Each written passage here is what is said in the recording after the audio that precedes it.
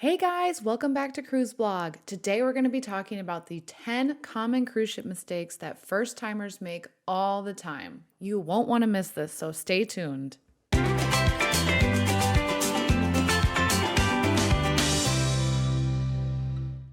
The last thing you want to do is make a major mistake when planning your first cruise vacation. Avoiding some common pitfalls is a really smart way to set yourself up for success and have a great vacation. Unfortunately, there's a lot of first time cruisers out there who do not take the little bit of time to learn about these all too common blunders, and they always regret it later. But you've come to the right place because we're here to help.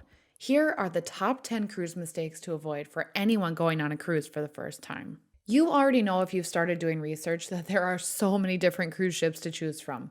But the key to finding the right cruise is finding the right cruise ship for your family. Every cruise ship offers something a little bit different or a little bit extra, and that means before you book a cruise, you need to learn about what the different cruise ships offer to ensure that this matches with your expectations. If you have children, you should consider picking a cruise ship that offers a good variety of family-friendly activities that will be most relevant to your family's needs. If you're a foodie, you'll want to pick a cruise ship that offers a really nice variety of restaurants on board, rather than a ship that just has a few standard choices. Another good tip is to make sure that you have a list of must-haves and amenities that you're looking for, and then double check that your ship has all of these before you actually book a reservation.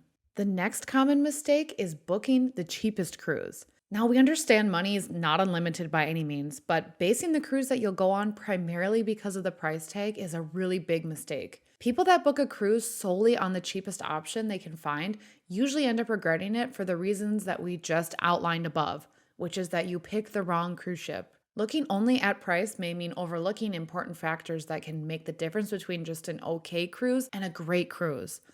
Be sure to look at the type of room, the itinerary that you're sailing on, the age of the ship, and also what activities are offered on board. Sometimes the cheapest options are on the oldest and smallest ships, which is vastly different than sailing on one of the newest mega cruise ships that have all of the bells and whistles. Sometimes paying a little bit more will get you significantly better vacation. Our next mistake is booking at the last minute. If you want to save money, one of the worst strategies is to book a cruise at the last minute. Cruise fares only go up as you get closer to the sail date, and the price of a cruise is a lot like airfare, where the last few weeks you can see a drastic price increase. You want to book a cruise as early as you can, but also try to book at least 90 days or earlier. Not only that, the earlier you book, the more stateroom choices you'll have. Try and book as early as possible to get the best cruise fare, which can also include extra bonuses and perks that go along with your cruise cabin choice. Another common mistake is actually booking directly with the cruise line. While going to the cruise line website and booking a cruise is not inherently a poor choice, you are missing out on some extra benefits and even probably a better price by doing it.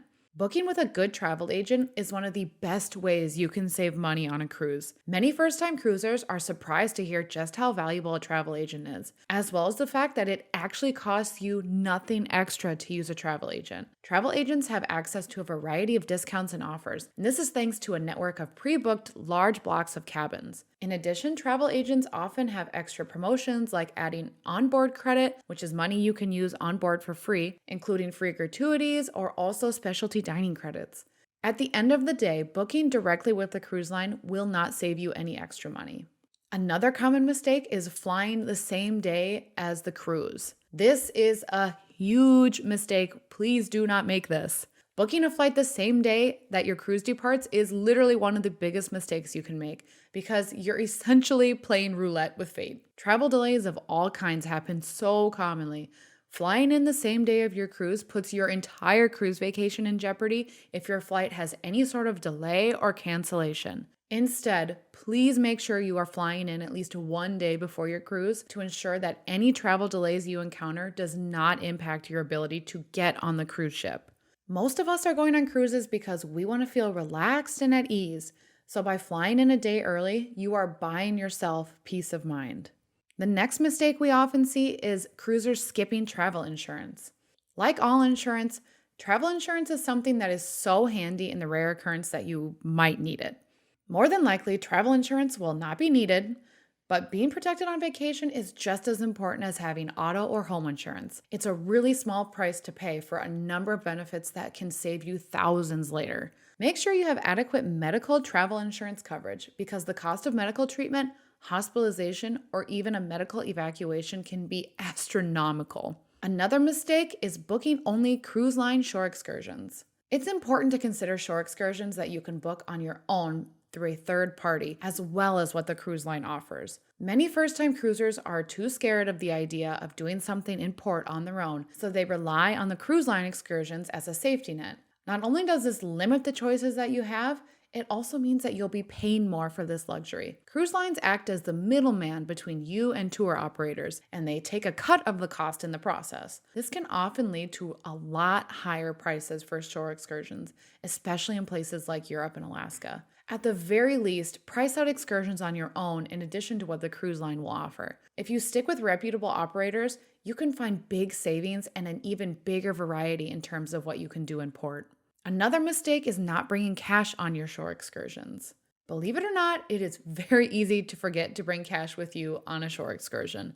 Since so many tours are prepaid, cash is just something that a lot of first-time cruisers overlook, and they end up high and dry later on. Even if your tour is prepaid, cash is so helpful to have for tips, souvenirs, food, or even other incidentals that you may encounter on your excursion. In addition, having cash is just a good backup plan in case an unforeseen situation happens, like you need to take a taxi or something back to the cruise ship. Another mistake that will cost you thousands is leaving your cell phone on during the cruise. Once you get on the cruise ship and you get settled in, be sure to turn off your phone before your ship sails away. If you leave your phone's antenna on, it will try to connect to the ship's internet or the land cell towers in the ports you visit, which can result in extremely expensive roaming costs. What this means is that you're using another cell phone company's network and they will charge you a hefty fee for this privilege. You can either turn your phone off completely, as in like powering it down, or you can put it into airplane mode to avoid these fees. Our last tip for today, and the mistake we often see, is not making dinner reservations. If you don't have a traditional seated dinner time, make sure that you're making reservations for dinner each evening on board to avoid long waits. Most cruise ships will let you make dinner reservations to the main dining room if you have anytime dining. You'll want to take a little bit of time now to make sure that you have reservations set in advance, because this will save you so much time by not having to wait in that standby line for a table to open on your cruise. So there you have it. Those are our top mistakes that first-time cruisers make on their very first cruise vacation. Comment below if you found any of these tips valuable that you'll be bringing on your first cruise. If you liked this video, be sure to subscribe to Cruise Blog so that you can see more videos just like it. Until next time, happy cruising, everyone!